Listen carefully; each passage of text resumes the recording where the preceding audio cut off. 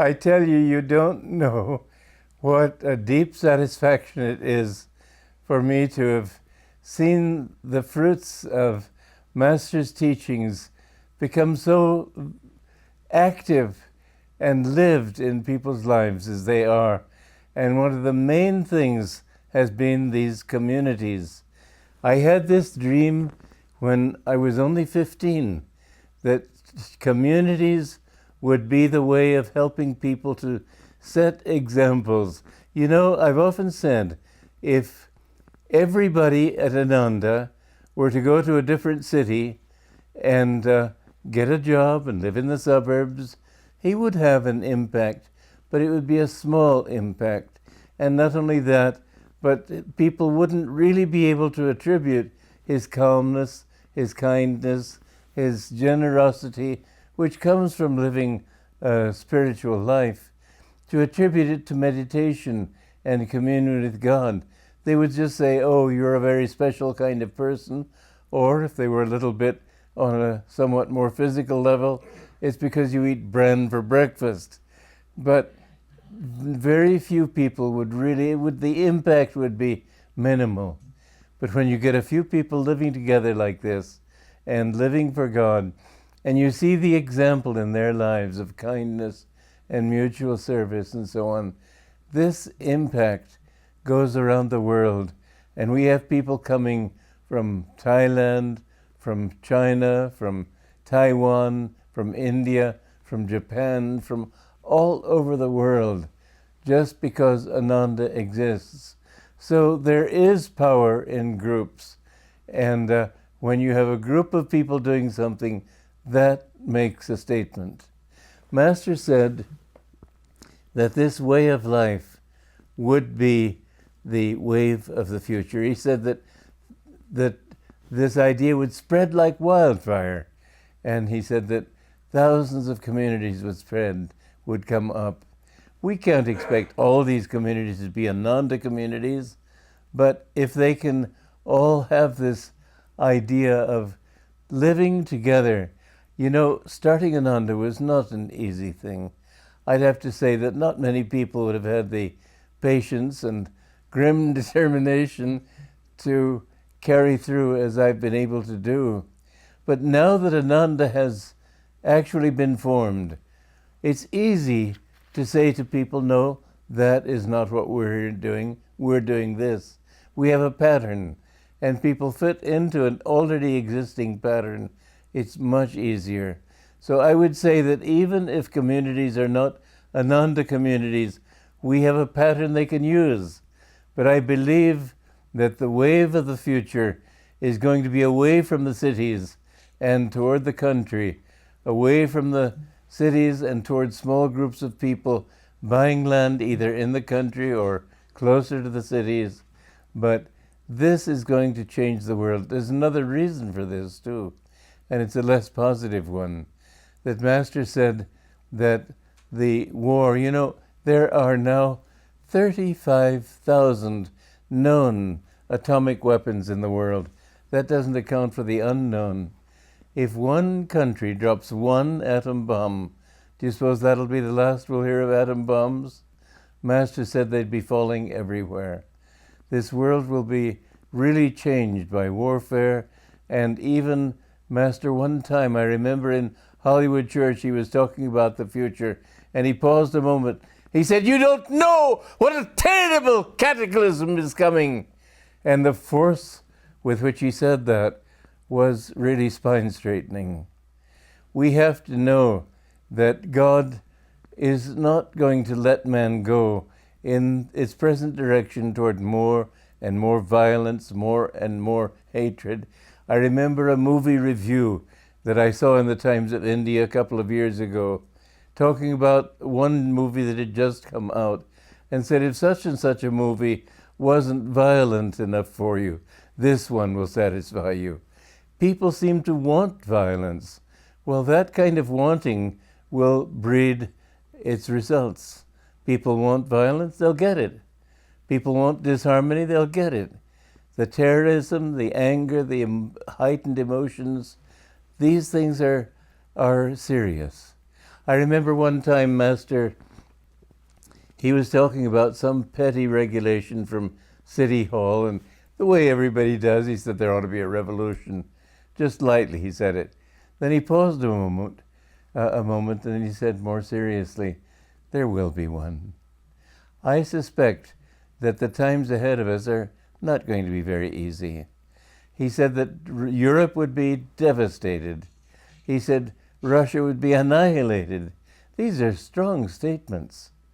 And I know that if we live in these communities for God, God will protect us. There was a very interesting experience they had. I only read this a few weeks ago, but it was in the time of Hiroshima when the atom bomb fell. There was one religious community in the city that somehow was not touched. In the center of the city, as far as I read. At any rate, Master said, God will protect those who cling to him, because the whole purpose of this cleansing will be to turn people toward God, to make them want him more seriously.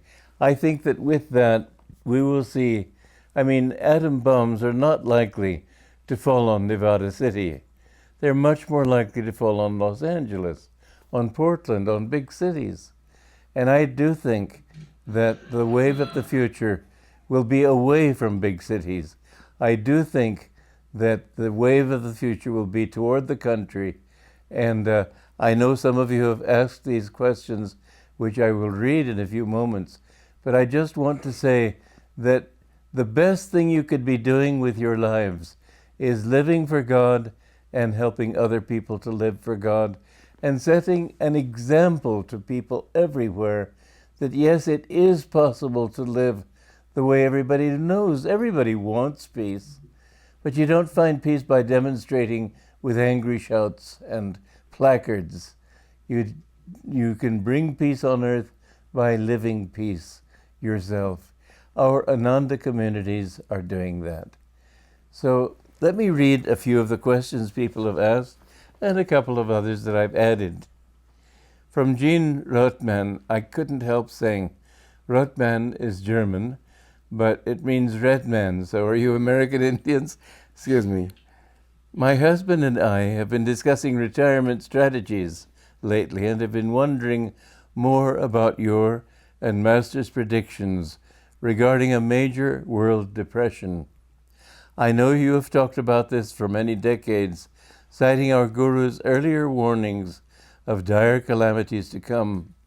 However, I am wondering if you know when things are going to get really bad. As a couple in our 40s, is this something we might encounter during our lifetime? I have to say that I think we're already heading into that depression. Master said that it would be much worse than the depression of the 30s. He said, I remember a Brigu prediction that I got in India, about 50 years ago. It said, in the future in his country, when there will be weeping in every home, he will be one of the causes of its upliftment and whatever. But the thing is that he said it would be in my lifetime. And I think that that has begun already. You can't believe what Washington tells you. They lie. But right now, in derivatives, the indebtedness from derivatives alone is about $2 quadrillion. You don't get out of that kind of thing by printing more. Master said to Sister Mira that the dollar will not be worth the paper it is printed on. So I would say to all of you, live in this community and join hands together to build for that kind of security. The time is now. You won't be able to do it so easily later. You know, runaway depressions have happened several times in several countries in our lifetime or not very long before it. In Germany, in 1923, they had a hyperinflation, and a sausage, a certain amount of money would buy 2 sausages in the morning. That very afternoon, it would buy only 1 sausage. One man took his paycheck from the office in a wheelbarrow. That's how little money was worth then. And he left his wheelbarrow outside a shop because he figured that nobody would steal that money. It was just useless anyway. He came out of the store a few minutes later to find the money blowing all over the street. The wheelbarrow had been stolen. We must realize that these times are not going to be easy. I do urge you with all my heart to take these words seriously. From Shane McCamey, is there an extreme time sensitivity for preparing for the worst? I think I have answered that question. Will there be clear warning signs running up to the problems? I think the fact that even people who are trying to defend the system are saying that employment is very down, people are not getting jobs, they're getting fired. Things are already happening, and there is no cure. Everything that they've tried so far has been a bust. They can't keep printing trillions of dollars. It just won't work. The signs are all around us. Don't read the headlines. Read those who have some knowledge of these matters. Are there geographical regions that are most in danger? Well, I've certainly said that Europe isn't very safe and Russia is far from safe. But let me put it this way. After World War I, there was a man who was absolutely sure there would be a World War II. And he searched all over the world to try to find the safest place on the globe.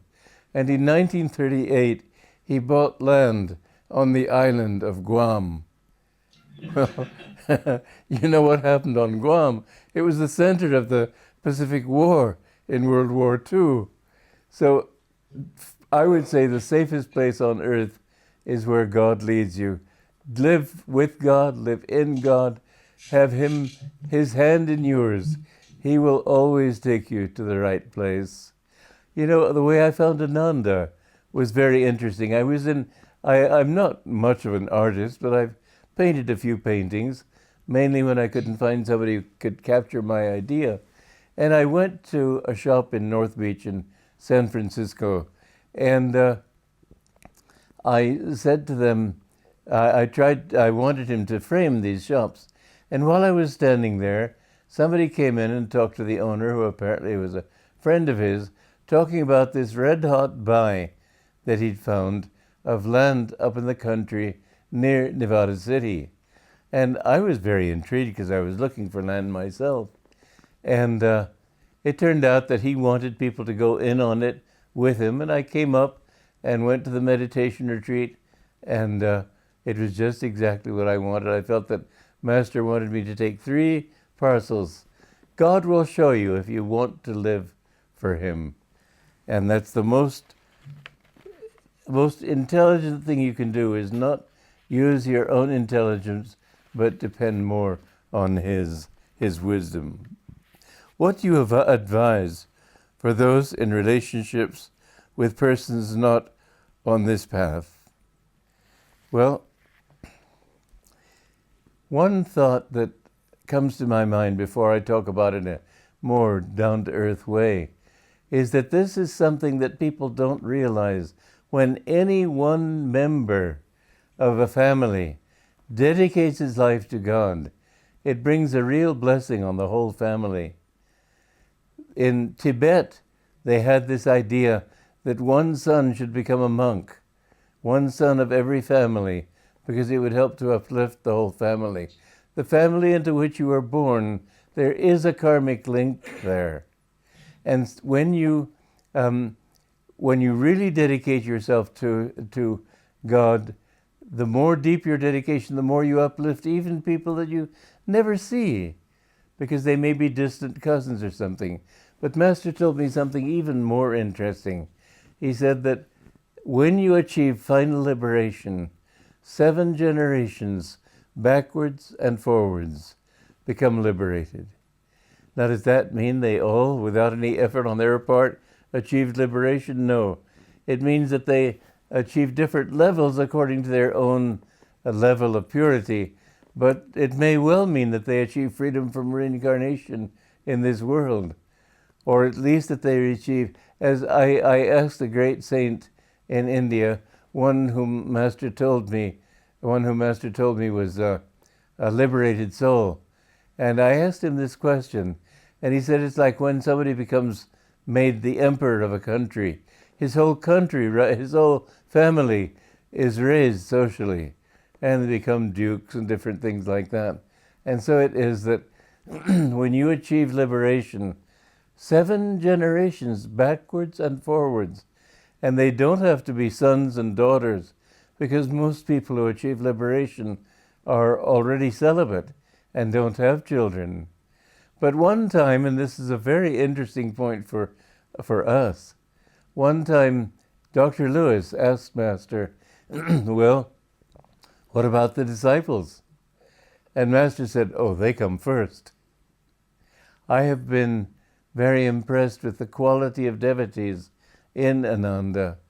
And I think that if you really make an effort in this life to find God, God will give you a great blessing. I can promise that. What is your favorite prayer? Well, Divine Mother, may thy love shine forever on the sanctuary of my devotion, and may I be able to awaken thy love in all hearts. When I read Autobiography of a Yogi, I'm sure you all know the story. I read it in New York. I was staying in Scarsdale. And I took the next bus across the country. It just absolutely changed my life. I had never even known that you could live without eating meat. To me, a balanced meal was a hamburger with a thin sliver of tomato and a thin sliced piece of lettuce and on a white bun. To me, that was a balanced diet. When I read that Master was a vegetarian, I became a vegetarian. Haven't eaten meat since. That was 62 years ago. I crossed the country. I had 2 desires. One was, this is such a wonderful teaching. I want everyone to have it. I wanted to share it with everybody in the world because it was just what humanity needed. And of course, more than anything else, I wanted to find God. And I had never imagined that I would ever ask anybody to be my guru. I didn't even know the word guru, but I didn't think of following anybody because I never met anybody I considered wise. But when I read his book, I was completely convinced. I remember when my mother, because she was more spiritually inclined, I'm not basically a religious person. I'm a spiritual person. That's a difference. But I can't help remembering many years ago, I was about 17, and it was Christmas Eve when everybody went to church. And in the Anglican church, they serve wine. It isn't the priest who gets to guzzle it all. And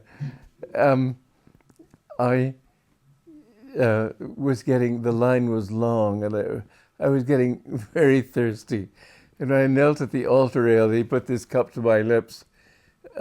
He tried to take it away, and he had to force to take it away. And when he finally got it away, there was this loud sucking sound. I have to say that my religious background is not strong, but spiritual seeking was definitely a part of my life. I wanted to know what truth is all about, and I finally realized that truth had to be God. It could not be anything else. And I decided then that I would live for God and try to find God. But when Mother tried to talk to me about miracles and saints and so on, I'd never read a story about a saint. I didn't know that such people existed. I thought saints were people who went around patting children on the head and helping the little old ladies across the street or something, but nothing serious. And when Mother talked about miracles, I said, come off it, Mother. But when I was reading Autobiography of a Yogi, from page 1, the vibrations were so strong that when Lahiri Mahashaya materialized on page 8, materialized before Master's father, I just couldn't say no. I knew that this man was absolutely sincere. The first words I addressed to him when I met him were, I want to be your disciple. That was 62 years ago, and I've not regretted it. I've been so grateful that I met him in this lifetime, that I had a chance to come and be with him. And what are the fruits of all that seeking? I have to say, a bliss that keeps getting deeper and deeper. Everybody in the world is seeking that same bliss, but they don't know. And so some people think that they will get bliss or happiness, or at least get the pain out of their hearts by revenge, by hatred, by all sorts of negative things. But everybody in the world, and this gives you a motive for, you can't help loving people when you know that even the worst mafioso, really what he wants is bliss. He just hasn't understood yet. It will take him a few incarnations, quite a few, but he has to come to that point. Because Jesus didn't come on this world to show us how great he was. He came to show us how great we are in our potential. I will never forget that man in Australia who came to me once after a lecture, and he said, "Well, I've heard you talking about God. What can you say to me? I'm an atheist. What would you say that I can respect?"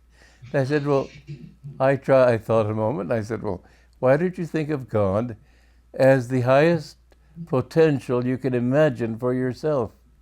And he looked stunned. For a moment, he sort of scratched his head a little bit, and he said, well, I can live with that. And indeed, we can all live with that, because we all want to achieve our own highest potential. This is what America is all about. It doesn't mean all people are equal. It means everybody has or should have an equal opportunity to achieve his own highest potential. But in the end, that highest potential is to become like Christ, to become like Buddha or Yogananda. Your highest potential is simply this, that God didn't create you except out of his own consciousness. You are, every one of you, is a manifestation of that infinite bliss. And once you find who you really are, then you know this is what life is all about.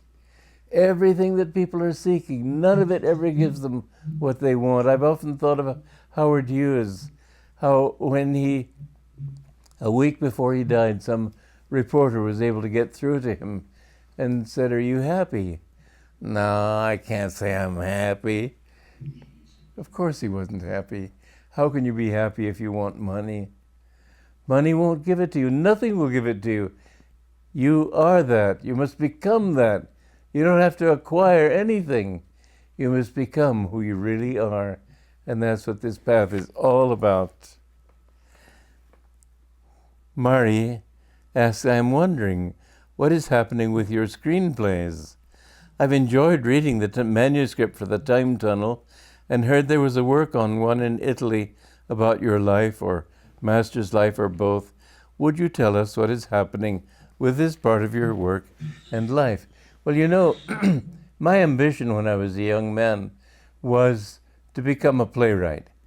And I wanted to be a playwright because I wanted to help share truth with people and to uplift people. And two things became very clear to me as I kept on seeking truth. One was that I didn't know truth, and so why should I share my ignorance with other people?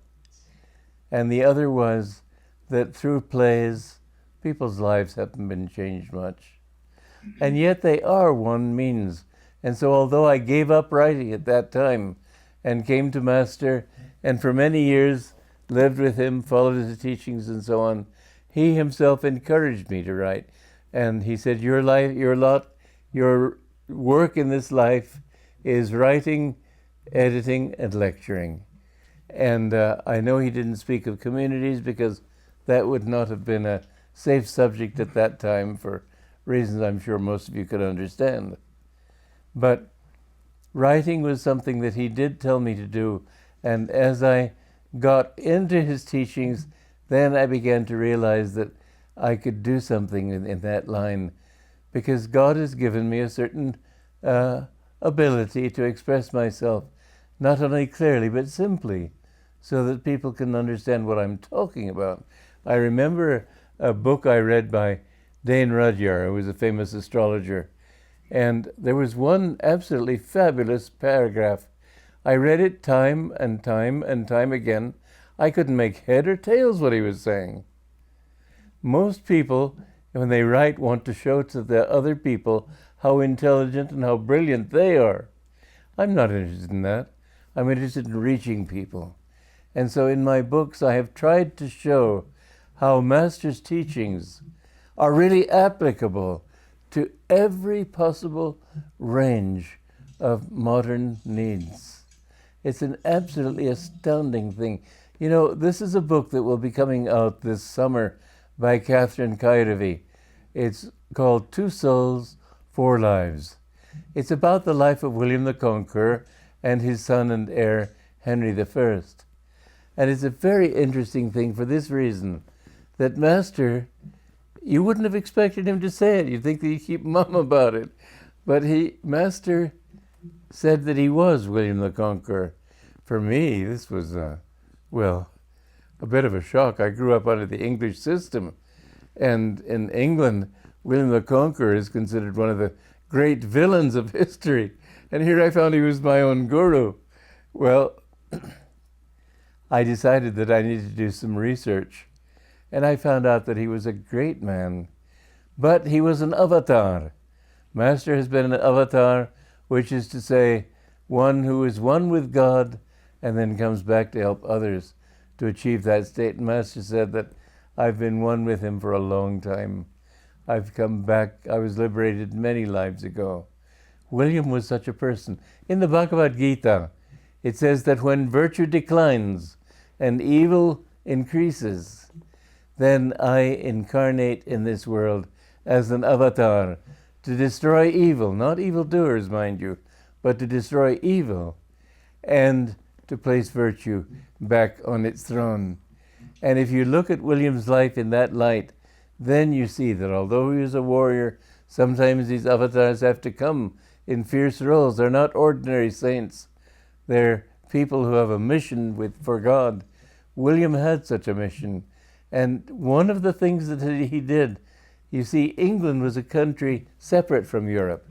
And in organizing England, his is the only system from medieval times that survived those times. In fact, a very interesting fact is that the oldest continuous government in the world is that of England.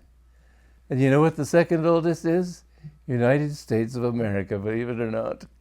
New as we are, all other countries have undergone such changes.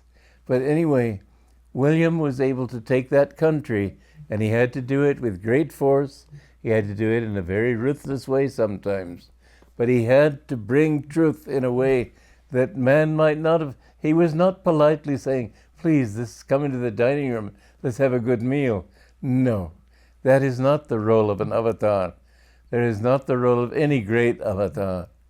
And so he had to bring that island under, and his son Henry helped to conclude that. Well, I gave Catherine Kairevi this job 11 or so years ago, and I asked her to do research and see if there's some way that she can show how that soul could have been Yogananda. And she's done a great job. It will come out later this year. It'll be out by August of this year. But you know, one very interesting thing about William is that his body was in some way exhumed 430 years after his physical death. And it was found to be incorrupt. He was a saint, but he had a particular role to perform. Now, why did Master even bother to tell us that? Because his role in this lifetime is very similar. Not that he has come as an avenging angel, but because he came with great force to change an entire civilization. The things that he set in motion, you will see, or your children or grandchildren will see, that they have an impact on what he taught will have an impact on the entire world.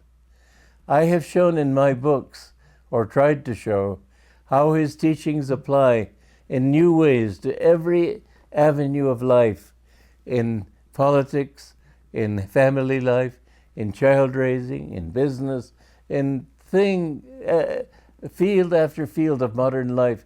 My books have been dealing with these subjects in order to help people to know that this is the direction that the world needs to go to bring about that kind of attunement to energy, which is the sign of Dwapara Yuga.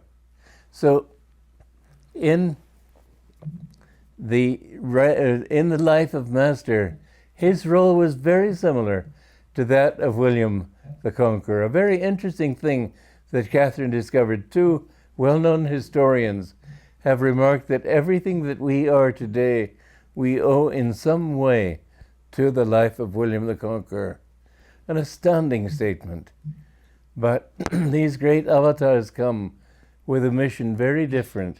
Jesus too, when you read about gentle Jesus, meek and mild, how do you explain his going into the temple and driving the money changers out?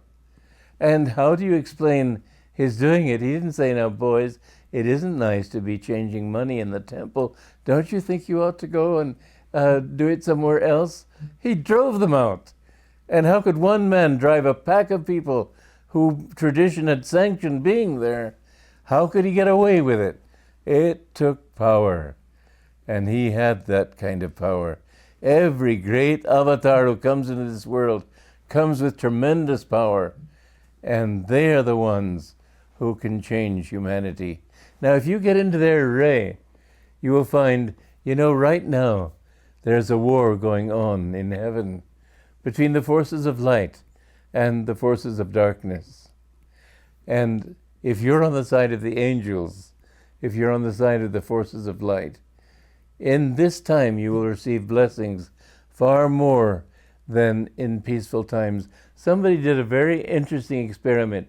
He regressed people to their past lives and asked them why they had been born at this time in history, knowing that there would be such hardship as we face, as we have faced and will face.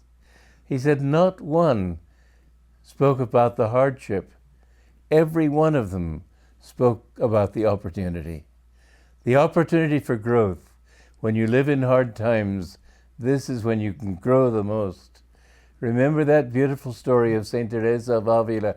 When she was crossing a river, she was in her old age, and she was going to found a new monastery. And as they were fording a stream, her horse lost its footing because the stream was in spate. And she was swept away by this flood. And her disciples, her students, were very sad because they felt she must have been drowned. But in fact, Jesus was standing on the other bank, and suddenly she found himself standing in front of him, completely dry. And he smiled at her and he said, "Don't feel too badly, Teresa. This is how I treat all my friends." And she said, "Ah, my Lord, that is why you have so few." Remember, when you seek God, he will give you tests. He wants to know that you mean business. You've been turning your back on him for incarnations. He wants to know that you do mean it. How can you keep going? Always remember that nothing will ever work for you. Everything will fail in the end. Only God will finally give you what your soul has always longed for. And many people, they come on the path and they think, oh, here's a chance to be famous, here's a chance to be rich, here's a chance to do this, that, and the other thing. It never works. Always they have to come back. I remember Mr. Quaron, the center leader in Mexico City, and Master said to him, "I lost sight of you for a few incarnations." And he said, "Now I won't lose sight again." And Mr. Quaron every now and then would remind him and say, "Master, remember your promise." Master said, "I remember. I won't lose sight of you again." In other words, he saw that he had reached that level of purity where he knew that the only thing he wanted was God. I plead with all of you, Why waste time? Do give your life to God. Well, let me go on here with questions. I have a couple of questions for Swamiji. What should we create here in Portland? What else should we have? Well, I don't really know the answer to that, because what we're trying to do is help people to be more and more in love with God. And I would say that the opportunities for serving come when they come. People many years ago asked, what is the future of Ananda? I say, as you walk, the door opens, take the door that will open. Don't take the door that is slammed in your face. But remember, what we are trying to do is build a community where people can live together in brotherhood and harmony, and always try to do those things and to build those things which will bring greater harmony. You do need businesses to support yourselves. I think that it's a good thing to look for some way of self-support. The internet gives wonderful opportunities that way. And I don't know how much ground you have for building, for growing food, I should say, but do try to grow food. We have here at Ananda Village the permaculture system. And if you don't know that, come here and learn it, because it's a very good system. There are ways to support yourselves. I think food is more important than anything else.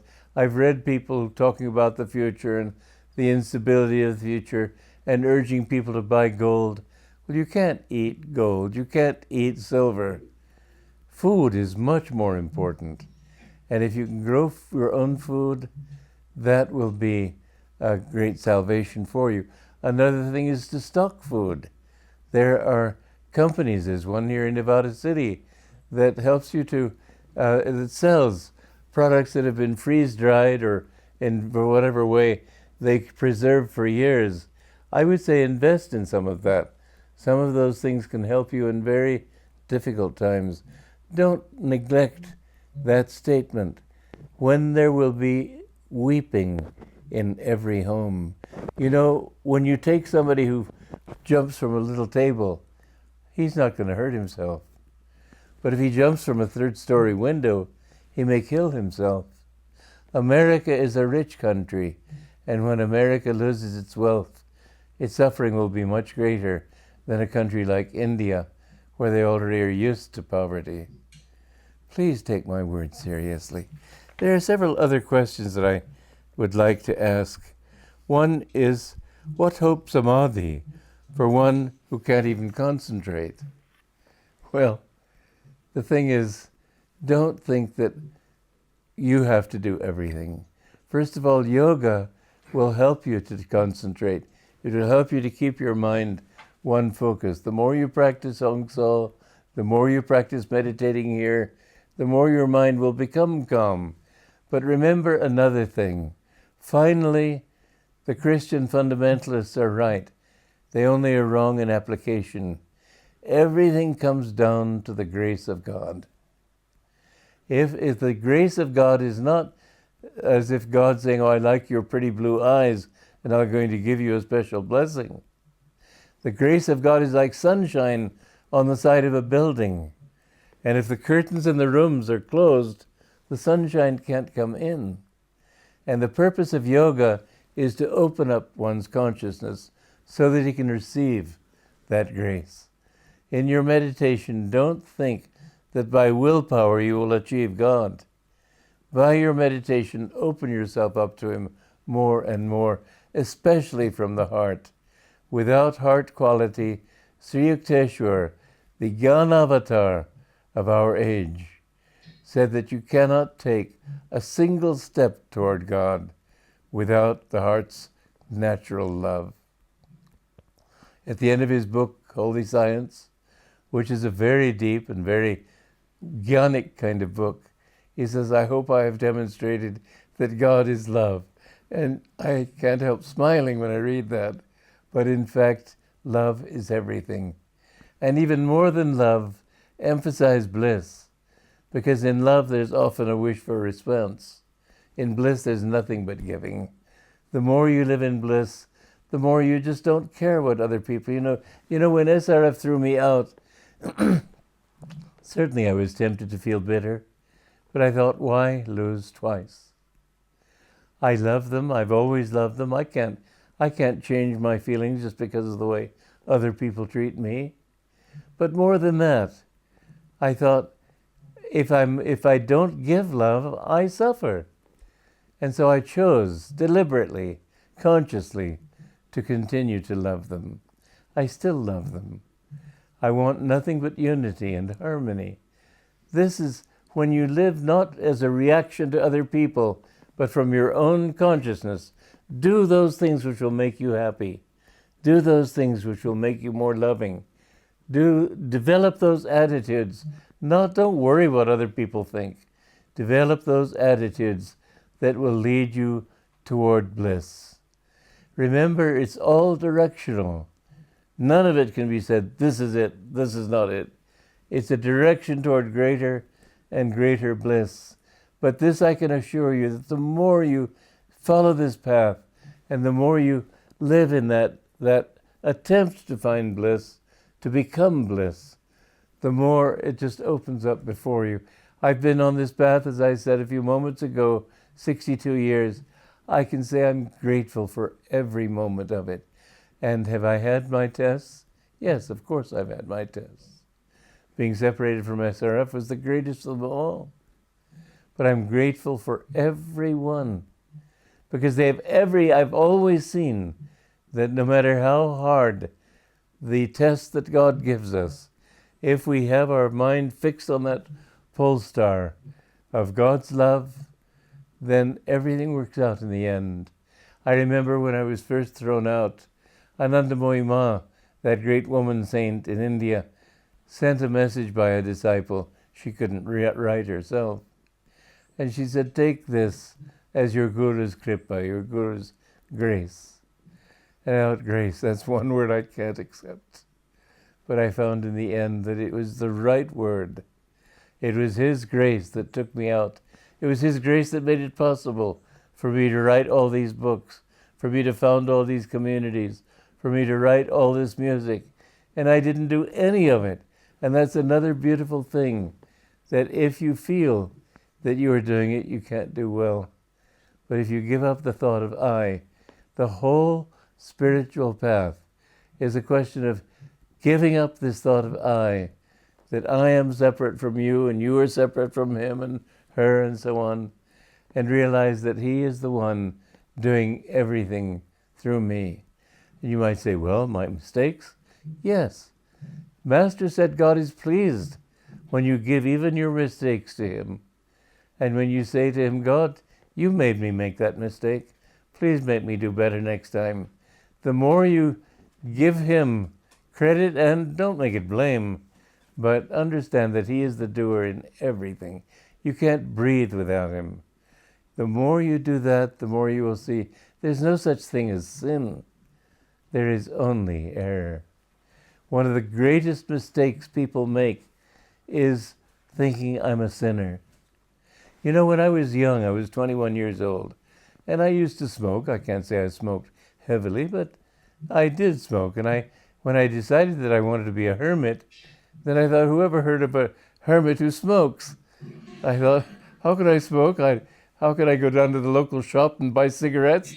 And so I decided to give up smoking. And it was like what Mark Twain he said, smoking is the easiest thing in the world to give up. I've done it 1,000 times. And I tried again and again, but I failed again and again. I wouldn't smoke in the morning, but that lunchtime coffee, a cigarette tasted so good, and I'd have it. Well, here's the important point I want to come to. Every time I failed, I didn't say I have failed. I said I haven't yet succeeded. Never tell yourself you are a sinner. Never tell yourself I have failed. Never tell yourself I'm no good. If you keep on trying, even to the last moment of breath, God will save you. Don't worry about your faults. The amazing thing that you will find as you follow this path is that those things which seem to you absolutely impossible to be given up.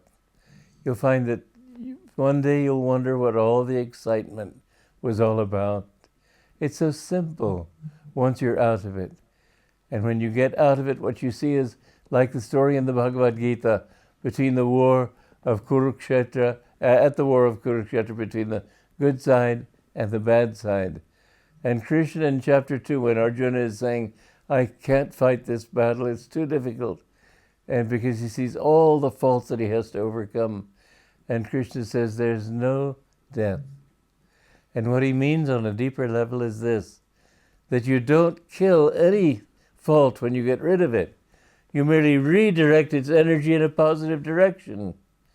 You've had a greed for food, and you decide to have control. It's not that you miss the food. You have your desire for pleasure is no longer in food. I remember many years ago, one of the little tests I went through was in arthritis. And when I finally got my hip operated on, the doctor had to replace 2 inches of bone. So much had been worn away by walking. If you saw me walking in a crowd, you'd see me. I was just in a lot of pain. But I found that when that was overcome, I became stronger. And the test didn't matter. Nothing matters. You're grateful for everything.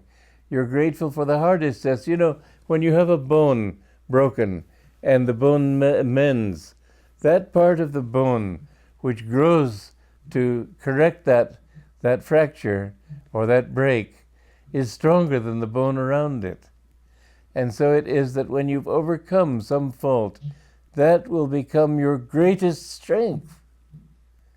So don't ever put yourself down. Don't ever say, I'm no good. Don't ever say, I'm a sinner.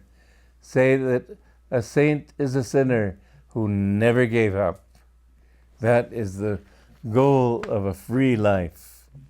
And so, I'm going to put my glasses on here.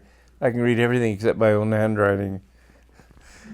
When does recognition begin of friends from past lives?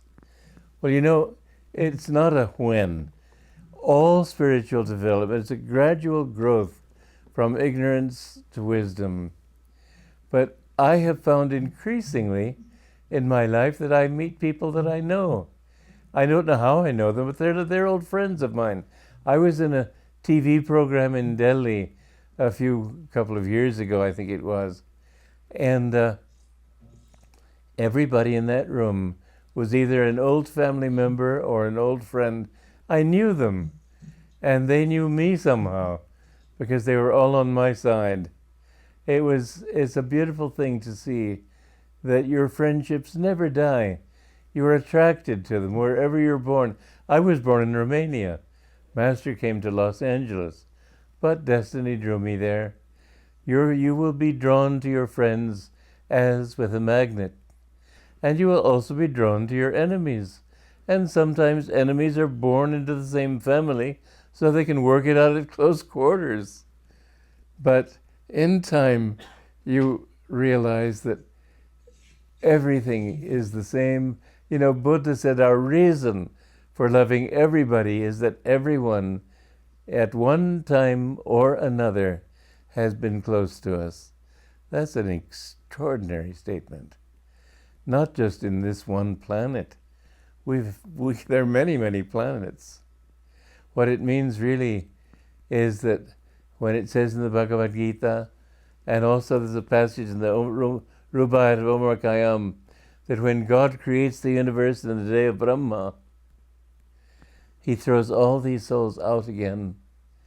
And many, many, it says in the Master's interpretation of the Rubaiyat, many are still wandering in delusion at the end of that day of Brahma, billions of years. Mind you, you may have come back for days and days of Brahma. How is it possible? Because the ways of erring are so many. One time Master Norman said to Master, Sir, I don't think I have a very good karma. Master replied with great vigor. He said, remember this, it takes very, very, very good karma even to want to know God. I'm sure that all of you in this room today want God, but most people don't. I remember one relative of mine, I tried to talk him about these truths, and he said, maybe all very interesting, but frankly, I'm not interested. So I just had to stop talking about it. But do you find him quickly after that? Relatively, yes. Relatively, no, depending on which direction you're looking at relativity. I asked Master one time, have I been your disciple for thousands of years? He said, it's been a long time, that's all I will say. It does take time. Don't think in terms of time.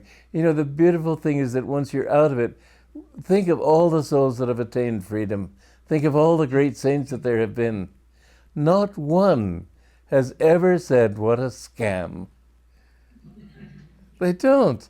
They say it's the most wonderful experience, the most wonderful adventure that ever was. Just think if you had a man born, a boy born into a good home, and he got a good job because his father had the influence to get him that job, and he met the boss's daughter, and he married the daughter, and when the boss died, we lost our connection now. I think they lost it on that end. What's that? They lost it on that end. They'll call back. What's that?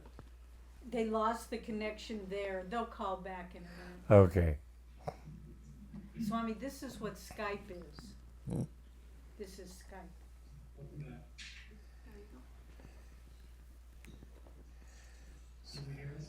So, okay. Yes, we can hear you, yes. Okay, fine. Now you tell me, what was I talking about? If there's a story without any drama. Yes, this boy born into a good home, and everything goes right for him. Wouldn't you put that book down probably long before you finished it, thinking what a bore? But if that same boy is born into a poor home, and with a great deal of effort studies at night, maybe by candlelight, and rises, gets a job, rises in the firm, all the same things happen to him. But he comes from such difficulty, and what a wonderful thing it is. You'd say, what a great story. Well, so it is with the soul. If you know, the story is that God, when he created the universe, created everybody perfect. So they all sat in meditation and merged back into God. So God thought, well, I'd better create delusion to keep this play going. And so he created delusion. And so we've had to wander. But the wonderful thing is that when you attain that timeless state, you don't see any time as having passed. It's all just an absolutely wonderful adventure. And whereas it's true that most people, when they find liberation, they've had it. And only a few people come back as avatars out of their deep compassion for humanity. Yet every single one says this is the greatest thing that could possibly have happened to me. And again, if you look at everybody in the world and try to find one class of people who can say, yes, I found what I was looking for, you'd have to say it's the saints. Other people may think they found it, but they're living on hope. Once they realize their hopes, it's a disillusionment. Everything is a disappointment. Only the saints have that perfect happiness.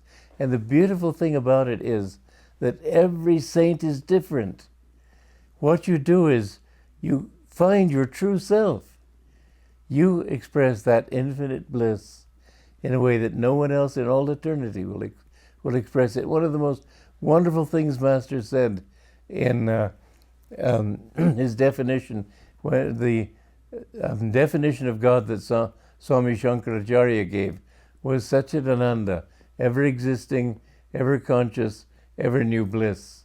But Master added that ever-new, because the bliss is constantly new, and in every soul it's expressed in a unique way. Master wrote in Autobiography of a Yogi that every atom is dowered with individuality. This life that you're living is a fantastic adventure. Please understand what a wonderful pilgrimage you're on, because that is really what life is all about. And you will meet more and more people. Once you become liberated from this earth plane, everybody you meet, you will know all the people that you've known for all those incarnations. And what a wonderful fulfillment that will be. So let's look further here. Do blessings come to others? Well, I've answered that one. Is there one panacea for every ill? Yes. That panacea is bliss. I remember just a few days ago, I was in Palo Alto outside Kepler's bookstore. And I had a group of friends with me, and we were drinking something there in the cafe next door. And there was a man sitting at a table next to ours. And he had such a grim expression on his face as he was working. And I thought, doesn't he know that the reason he's working so hard is that he hopes to find bliss? Then why can't he work with bliss? Whatever you're doing in life, you're doing it for one of two reasons. One, to get away from pain, and the other, to find happiness. Can't you work with happiness? Don't think that happiness will lie around the next corner or over the next hill. Work with happiness, you'll suddenly find you are happy. God is with you right now. God is the God of the present tense. Somebody asked me the question, and I didn't answer it well. Not sure I answered it at all. About my plans for movies and so on. I said I wanted to be a playwright. Well, it's an interesting thing, but it occurred to me just a year ago or less that I don't know a thing about movie writing, but I do know something about playwriting. And maybe it would be fun to try to write a movie. And so it came to me just amazingly quickly. In a week I had one movie done, another week the next movie done. Playwriting is much more difficult than movie writing. On a play, you've got people up on that stage. You have to keep the scene the same. And so you've got to find something interesting for people to say. That takes a lot of work. But with a movie, as soon as the energy begins to dwindle, it's moved to a new scene. Of course, I'm making it seem ridiculously easy, which it isn't. But anyway, I have written 2 movies. One of them is called The Way Shower. And it begins with Jesus and Babaji meeting in the Himalayas. Master said this is what actually happened. That Jesus came to Babaji and he said, "What is happening to my church?" He said, they still do good works, but they've forgotten the important thing, communion with God, communion with their inner self, their higher self. He said, "Let us send a messenger to the West." And so it was that Yogananda came. And in that movie, you see, after this conversation, Yogananda coming down with a danda, a staff, and then going down into the mist, and these shadowy figures converging. And the next scene is this little baby being brought by, this is the baby Mukunda, being brought by his mother for the blessings of Lahiri Mahashai. And then I tell stories, some of them from Autobiography of a Yogi, some from other stories that I know about Master. Then I bring him into the modern life in America, and beautiful stories like of miracles and so on, bringing people back to life. And one time when he had a few guests in Encinitas, and they had the processing plant there where they made carrot juice, and he was talking about it, so he said, "Well, bring a pitcher of carrot juice." And the monk said, "Master, it's all been drunk. We don't have any. We can't give it this quickly. And we don't have any carrots in the plant at the moment." Master said, "Never mind, just bring what you have." So they brought about half a glassful in a big pitcher. And Master said, "Pour it." And so he poured, and the pitcher remained just constantly at the same level. They had about 12 people there, and there was enough carriages for everybody. Master didn't say anything, but the disciple knew and told us the story.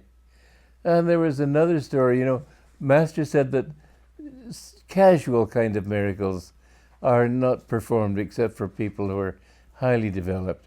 And he said to us one time, among the disciples, the most advanced is Rajashi, St. Lenny called him then. The next is Mr. Black in Detroit, who was a businessman there. The third is Sister Kanamata. I asked him at that time, what about Faye Wright, Dayamata? He said, well, she still has her life to live. That was his answer. But one time, this is a story that Mr. Black told me. It's quite a charming story. There was a heavy rain, and Mr. Black was visiting Master in Encinitas. And rain was falling when he got word that Master wanted to go out for a drive. And so Mr. Black closed the door of his room, went from his room to the front door. It must have taken less than a minute to make that journey. Came out of doors. Everything was dry. The car was dry. The ground was dry. The sky was blue. Master looked at Mr. Black with a little twinkle in his eyes, and he said, for you, Oliver. Well, this kind of thing is, you might say, extraordinary. But this is the movie, and it brings me up to the point of where Master left his body, and then how I have been able to carry his work on, as he told me. He told me many times, you have a great work to do.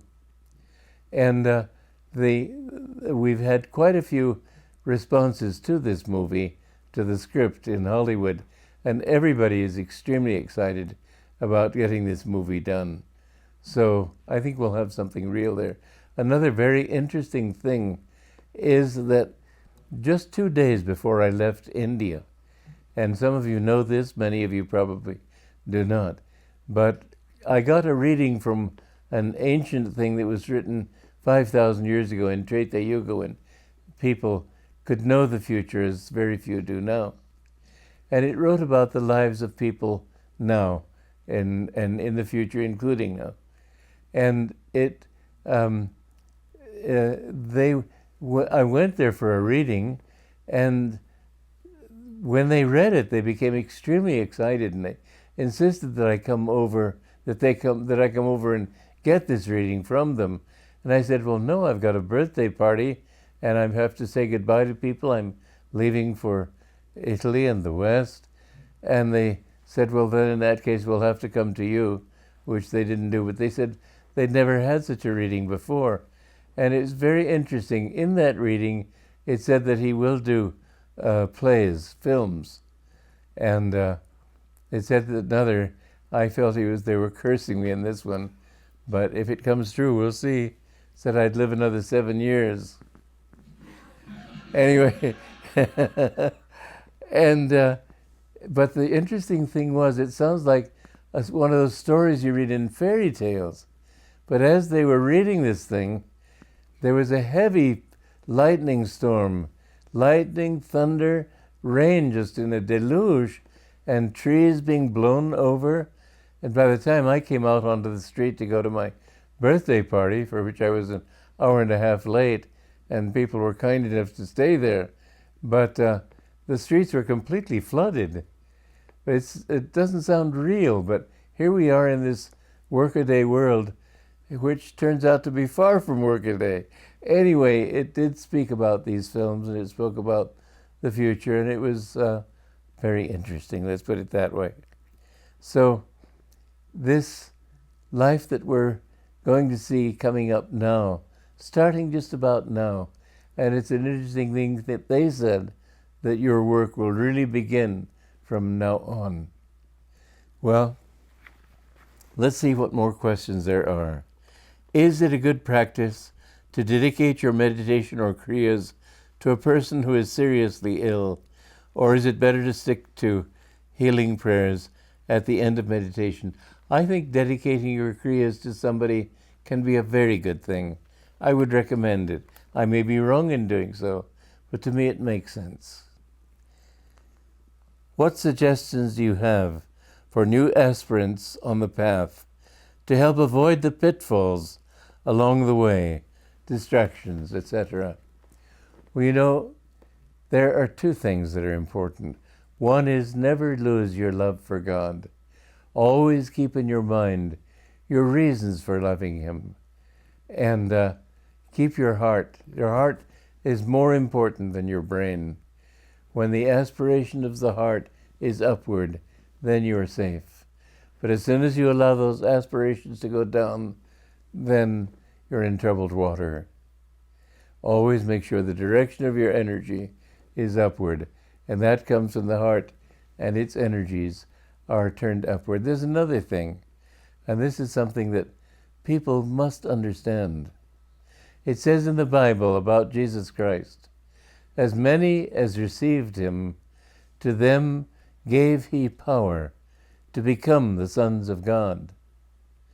Now, to receive Jesus Christ or any great master doesn't mean signing on the dotted line and saying, I believe, I believe. It means receiving His consciousness into your own. You've got to get rid of this thought that you're separate. But the thing is that you're already in delusion thinking that you're not separate. It's impossible to get rid of ego consciousness with ego consciousness. There's a story Master told me in this regard about a man who was being troubled by a demon. And he had read in the Shastras and the scriptures that if you take a handful of powder and recite a particular mantra in it and throw it on the demon, then the demon will be expelled. And so he did this, and after he'd finished, the demon left. He said, before you could even say your mantra, I myself got into that powder. What that story meant was that the very ego with which you're trying to get rid of delusion is already caught in that delusion. You can't get rid of the disease with the disease. So how do we ever find it? You have to have attunement with one who is one with God.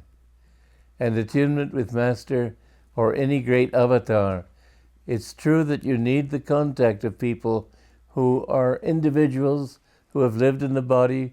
You need that personal contact. But the guru the soul of an avatar can work through his disciples. And so it isn't as if that power dies with the death of the guru himself. This power will continue as Christianity has continued, Hinduism, Buddhism, and so on. And so attunement with them. I remember Master saying to one of the to a group of the men, some of you will fall, a few of you will fall, but it needn't be if you would stay in tune. What he said in the churches was not always what he said to us personally. In personal contact with us, he stressed more than anything else the importance of being in tune. How can you be in tune? Ask yourself constantly, is this what you want? Ask God that. Try always to please Him. Don't say, I want it. Say, is this what you want? You will find there's a story, a true story. Norman told us this. That Mount Washington has a very steep approach. And at the bottom of the hill, there's this hairpin turn. And Norman, a brother disciple of mine, was driving a big flatbed truck. And he just came to that, just was approaching that hairpin turn, beyond which there was a steep embankment. And if he'd gone over that, he would have been killed. And suddenly the brake gave. And he kept pumping on the brake, and it didn't have any effect. So he looked up and he asked Master, is this what you want? All of a sudden, as if a big hand had been placed on the hood of that truck, it was brought to a stop, and he was able to bring it to the curb and stop it. And I remember another case where Joseph Carbone, Vimalananda, he was carrying a hod of mud up a tower for plastering at India Center. And as he reached for the last rung, about 20 feet up from the ground, he missed the rung, and this hod of mud, of plaster, pulled him backward. There was nothing he could do. And so he just chanted, Om, thinking of Master. Suddenly his body was raised, and he was able to grasp that rung. Master said, but we've seen again and again, his protection is with us. I talked about that prophecy of Brigu that I got many, many years ago. And it said in there that there was a danger of sudden death. Well, one time I was out at the desert retreat, and suddenly as I was walking home, a flock of crows came flying around my head. And I thought, well, this has to be a bad omen. And 2 days later, I'd been sleeping out on the terrace. 2 days later, I went to make up my bed. I separated the sheets. I found a black widow spider between them, squashed. Somehow in my sleep, I had turned over and killed this thing, which could have killed me. Another time, I was in Puri, in Italy, in India, and I grasped a microphone to set up for a great event, and there was a short circuit. And the whole 220 or 30 volts went through my body. It lifted me off the ground. And in that split second, the fuse blew. And my life was saved. And a third time, I had bought in India, I had bought a Lambretta, which is a motor scooter. And I brought it to India, I had it shipped. And when it came, I opened the crate and took the Lambretta out and turned the key. I didn't realize it was in gear. I was seated on this thing. When I turned the key, suddenly it took off.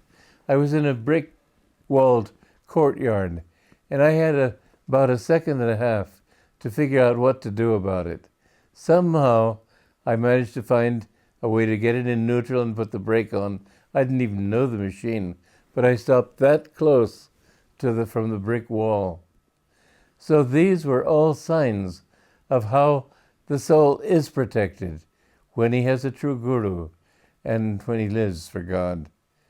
Understand that your life, if you live for God, is protected.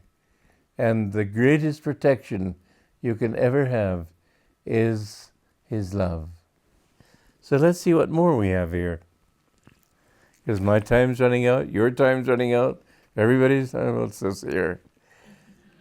I would appreciate your speaking about humility in modern times.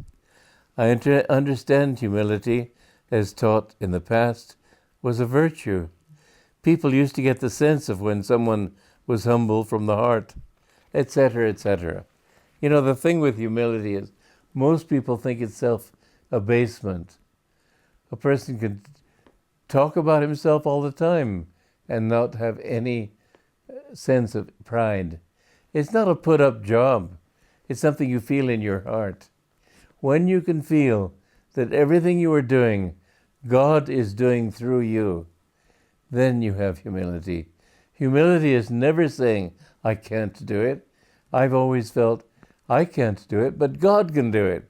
And I've let him, I haven't done anything, that it wasn't his power that did it. One time in Hollywood Church, many years ago, it was about 1955, I was in the middle of a lecture, the church was full, and I suddenly remembered that Master had said, when you talk, then feel that God is talking through you.